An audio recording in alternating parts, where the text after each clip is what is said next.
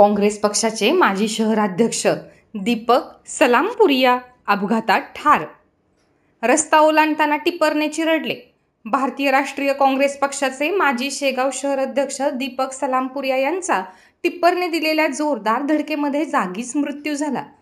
शेगाव शहरातील मुरारका हायस्कूल जवळील वळणावर हा अपघात घडला.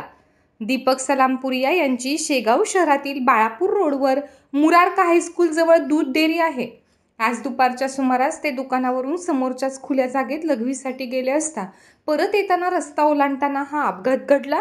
भरधाव येणाऱ्या टिप्परने त्यांना जोरदार धडक दिली. यामध्ये त्यांचा जागीच मृत्यू झाला. नागरिकांनी त्यांना लगेचच शेगावच्या सईबाई मोठे उपजिल्हा रुग्णालयामध्ये हलवले, मात्र डॉक्टरांनी तेथे त्यांना मृत घोषित केले. दीपक सलामपुरे यांनी शेगाव शहर काँग्रेस कमिटीचे अध्यक्षपद भूषवलेले आहे, तरी सध्याचे जिल्हा काँग्रेस कमिटी पदाधिकारी ते होते.